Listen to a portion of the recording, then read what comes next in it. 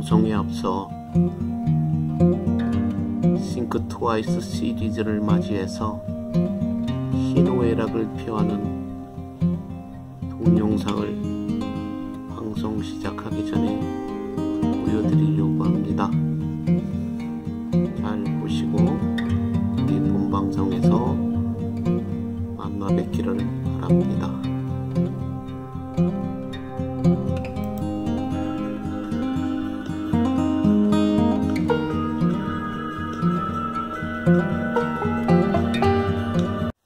이 모습은 엄마가 자기 자식을 흐뭇하게 바라보고 입맞춤을 해주는 행복한 순간입니다.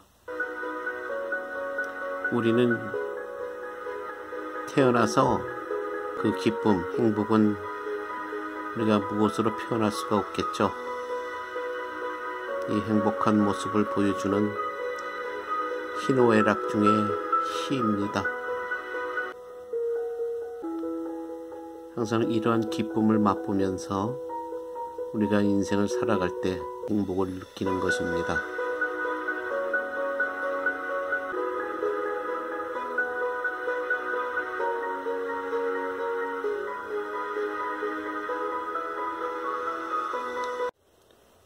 서로 자동차 운전을 하다 보면은 길거리에서 서로가 양보를 하지 않고 속도를 내고 가다 보면은 많은 분쟁이 일어납니다. 그러다 보면 결국은 곧 우리에게 손해와 마음의 상처만 줍니다. 우리가 서로 양보하고 잠깐의 그 분노를 참으면 서로가 참 행복한 순간을 맞이하는데, 그 자존심이라든가 인간의 묘한 본능이 서로를 리스펙트하지 못하고 이겨보려는 그런 어떤 마음 속에서 분노가 쌓이고 분쟁이 생기는 겁니다. 운전하다 서로 분노를 조절하지 못하고 서로 욕을 하면서 싸우는 그 모습들입니다. 우리는 살아가면서 마음을 다스리고 분노를 조절해서 더 큰 일을 막을 수 있는 지혜를 길러야 되겠습니다. 서민 에리아에서 장사를 하다 보면은 별의별 일 다 일어납니다. 또 특히 미국의 서민층들은 이런 그 동남아라든가 또 어떤 후진국의 서민층보다 또 달라요. 그 레벨이 달라요.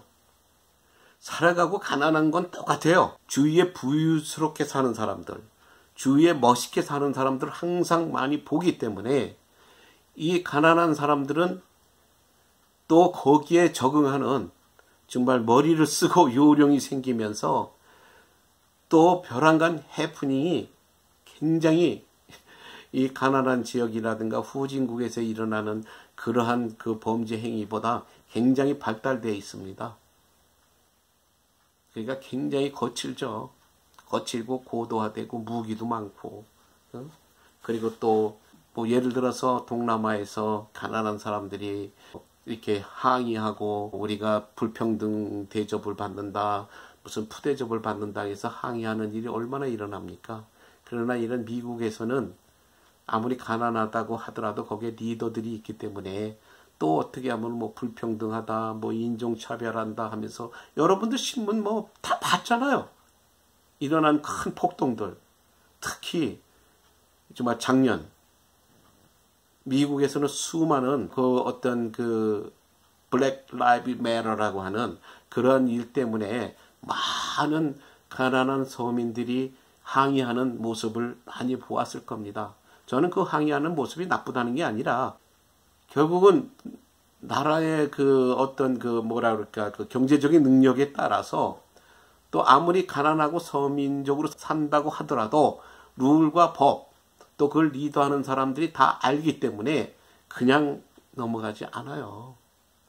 저는 그런 서민 지역에서 한 20년간을 그들과 정말 피나는 투쟁을 하면서 살았기 때문에 여러분들이 겪은 경험하고는 너무나 그 성격상 차이가 나는 게 많습니다. 그래서 저는 이것을 말을 해요. 먼저 번 방송에도 얘기했지만 자랑으로 하는 게 아니라 실제로 내가 겪은 거기 때문에 있는 그대로 부풀리지 않고 정말 거짓말하지 않고 있는 그대로를 말하고 싶은 거예요. 제가 가끔은 이렇게 말을 합니다. 아프리칸 아메리칸이 그 자기네들이 차별받는다고 이렇게 말을 할 때 저는 분명히 그렇게 말을 해요. 물론 뭐 가제는 개편이라고 항상 또 평등하지 못하다고 하는 것에 대해서 저한테 말을 합니다. 저는 그때마다 이런 말을 해요. 야, 그 인종차별 그거 너 나한테 말하지 말라 그랬어요. 그 말은 나한테는 공감이 가지 않는다 그랬어요. 지금 미국에서 무슨 인종차별이 뭐가 있냐? 이런 서민 에리아에서. 물론 니네들은 항상 무슨 뭐 아프리칸 아메리칸이 뭐 인종차별 받는다고 얘기하지만 내가 여기서 몇십 년을 살아온 경험에 의해서는 아니야. 니네들이 지금 보면은 백만장자가 얼마나 많은데 프로 스포츠 운동에 지금 그 모든 스타 플레이어들이 그 몇 프로가 되냐? 뭐 거의 정말 50% 이상이 다 아프리칸 아메리칸 아니야? 그리고 또 뭐 다 그런 곳에 또 이민 온 사람들. 그들은 얼마나 부를 누리고 있는데. 정말 수천만 불, 뭐 수십억 불을 받는 그러한 스타 플레이들이 줄비하고 또 여기 가서 무슨 정치인들도 야 대통령까지도 했고 또 상원, 하원, 국회의원들 이 나라 미국이라는 나라를 움직이는 중요한 자리에 아프리칸 아메리칸이 차지하고 있는 그 퍼센티지가 몇 퍼센트인데 그래서 근데 나는 이런 거 가지고 따지고 싶지 않다. 그냥 나 자신 하루 무사하게 살아가는 것이 나의 꿈이고 소원이야. 그런데 내가 한 가지 너희들이 가지고 있는 그런 어떤 잘못된 편견 때문에 자꾸 세상이 시끄러워지니까 내가 한마디 조언하는 거다. 근데 네가 진짜 이 미국에서 살면서 누가 제일 차별받고 사는 부류인지 내가 말을 해줄까? 그러면은 이제 궁금해해요. 궁금해서 누군데? 그 뭐 자기네들은 또 어떤 그 아프리칸 아메리칸이라든가 어떤 이런 그 라틴계, 그 스페니시 계통의 그런 어떤 사람들을 말을 할 걸로 알고 있는데 아니에요. 제가 한 대답은 아시안 남성이야. 동양 남성. 그러니까 동양 남성들이 사실상 이 미국에서 제일 차별을 받는 거야. 그럼 의아해하죠. 왜? 아닌데 니네도 동양인들 잘 사는데 뭐 똑똑하고 잘 사는데 무슨 차별이야? 그거는 이 미국에 사는 어떤 메인스트림들이 만들어 놓은 말들이지 사실은 그게 맞는 말 아니야. 왜? 그런 사람들은 몇 퍼센트에 지나지 않아. 아주 미미한 숫자에 지나지 않아. 그냥 나 같은 동양 남성들. 내가 그래서 그 얘기를 물어요. 내 주위에 살고 있는 그러나 우리 가게에 오는 손님들 많은 예를 들어서 뭐 많은 외국인들이 자그마한 동양 남성이 그들의 어떤 그 예를 들어 신뢰를 범했거나 뭐 어떠한 뭐 서로 따질 일이 생겼을 때에 내가 그걸 따지고 항의하고 어떤 그 지적을 한다면 얼마나 많은 사람들이 자 좋은 말로는 뭐 존중해서 또 어떤 속된 말로는 겁을 먹고 또 두려워서 저놈이 좀 센 것 같은데 저놈이 뭐 똑똑한 것 같은데 해서 나의 말에 순종할 사람이 몇 사람이나 있겠어. 순종까지 아니지만 나의 말에 내가 원하는 대로 내가 어떠한 원하는 말을 해서 그걸 따를 사람이 몇 사람이나 있겠냐. 그리고 또 이 동네 아이들 또 오는 젊은 아이들 뭐 여성분들 내가 뭐라 그래서 나를 무서워할 것 같으니 그러니까 안 무서워해요. 절대 동양 남성이 뭐라고 한다고 해서 그 무서워하지 않습니다. 어려워하지도 않습니다.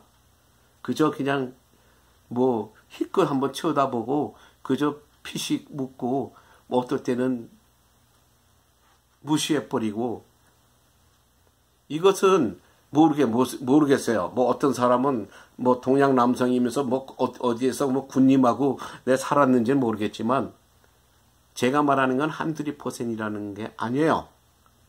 대다수, 많은 퍼센테이지. 미국에서 동양 남성들이 제일 어려워하지 않아요, 사람들이. 어린 아이들도, 특히 여성분들도 동양 남성한테 어려워서, 저 남자가 무서워서 뭐 그 사람 말에 따르고 복종하고 해라는 대로 한다? 그건 천만의 말씀입니다. 그래서 제가 그 친구한테, 뭐 이건 하나의 조크예요. 또 우스운 말로 하는 말이죠. 그 친구를 위로하기 위해서. 너희들이 차별을 받는 게 아니야. 대접 못 받고 무시당하고 정말 신경도 안 쓰는 존재들이, 그 중에서도 동양 남성들이 많은 퍼센트지를 차지한다는 겁니다.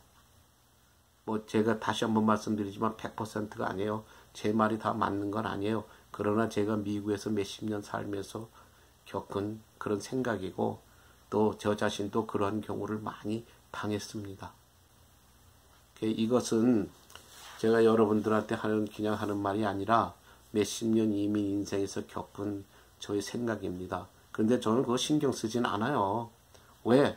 어차피 세상 모든 일에 신경 쓰고 싶지 않잖아요. 제가 살아가면서 제일 제 마음의 신조는 그거예요. 하루라도 근심 걱정 없이 마음 편히 살자는 거예요. 그래서 제가 이런 말씀을 드리는 것입니다. 그리고 또 우리가 본론으로 들어가서 우리가 봉사하고 후원하고 이렇게 하면서 결국은 아무 일 없이 그 나라의 법을 준수하고 알고 미리 우리가 조심스럽게 행동한다면 우리가 나중에 불미스러운 일에 연관되지 말고 말려 들어가서는 안 된다는 거예요.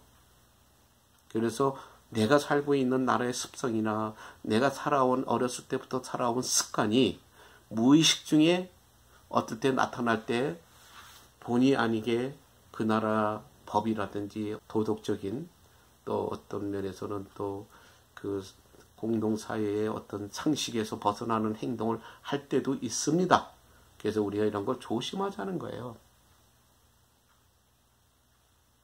귀엽고 동정심을 표현하기 위해서 상대방을 신체의 어떤 부분을 타치했다가 또 나쁜 방향으로 흘러갈 수도 있고, 또 나는 귀엽고 또 사랑스럽다고 해서 또 그 귀여움을 표시하는 그런 어떤 언어를 향하다가 그게 언어적으로 성희롱이 돼버리고, 어떤 또 나도 모르게 약간의 경미한 정말 어떤 음담패설 같은 말이 나올 수도 있고, 그런 농이 나올 수도 있어요.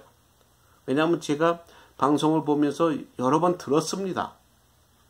근데 가난한 사람들은 도움을 받을 때 그 사람들은 자존심이 없는 게 아니에요. 자존심 더 강해요. 그리고 어떤 자격지심이 더 강하다 보니까 민감한데, 내가 지금 당장 배가 고프고 도움이 필요하다 보니까 그 정도의 어떤 무시라든지 그 정도의 말, 이거 신경 안 씁니다. 왜? 우선 내가 도움을 받고 배고픔을 해결해야 되고 또 내가 필요한 것을 해결해야 되기 때문에. 그런데 그런 후원과 봉사를 받고 내가 마음에 여유가 생기고 그 사람들이 또 각자의 어떤 이유로 여유가 생기다 보면은 그때는 또 내가 배고파서 도움을 받았을 때의 마음과 심정과 또 달라진다는 거예요. 이런 것들을 여러분들이 정말 많이 좀 깊이 생각해야 됩니다. 그리고 후원하는 것도 그래요. 우리가 속담이 있잖아요. 후원을 해야 되죠. 배고픈 사람 보고 그냥 넘어갈 수는 없어요. 근데 그것도 또 다 달라요. 도움을 받는 사람들의 그 입장들이. 어떤 사람은 도움을 받으면서 그 기회를 이용해서 뭔가 한 걸음 더 발돋움하고자 하는 사람들이 있고 가족들이 있는 반면에, 어떤 사람들은 그 도움이 받다 보니까 그게 어떤 습관이 돼버려서 결국은 또 그것만 기다리고 본인들 자체에서는 아무런 발전이나 개혁이 없는 집안도 있습니다. 그러니까 그거는 뭐 우리가 어떻게 알아낼 수는 없잖아요. 근데 그건 조금 시간이 흐르다 보면은 깨닫는다는 거죠. 그래서 무조건적인 도움이라고 하는 것은 사실은 그들에게는 큰 참 약이 안 됩니다. 그래서 돕지 말라는 게 아니라 그런 좀 순차적으로 타임을 두면서 뭐 예를 들어서 쌀을 한 가마를 주고 한 달 먹고 난 후에, 한 가마면 예를 들면 이게 한 가마면 한 달이면 없어져요. 그 다음에 그 도움이 딱 그쳤으면 그 사람은 어떻게 해야 됩니까? 그 사람은 상대적으로 저쪽 그 후원하는 사람이 또 도와주겠지 하고 기다리겠죠.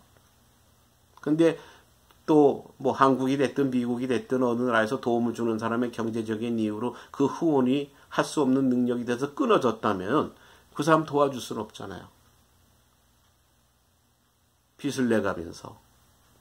그래서 사이가 또 이렇게 갭이 생기게 됩니다.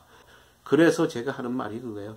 후원이 이렇게 오면은 이제 그거를 어떤 양심적으로 조금씩 이렇게 조금 정립을 해놓고 그 타이밍을 맞춰서 도와주면은 그 사람도 발전할 수 있는, 또 가족 나름대로의 자기네들이 살아나갈 수 있는 그런 방법을 모색을 할 겁니다.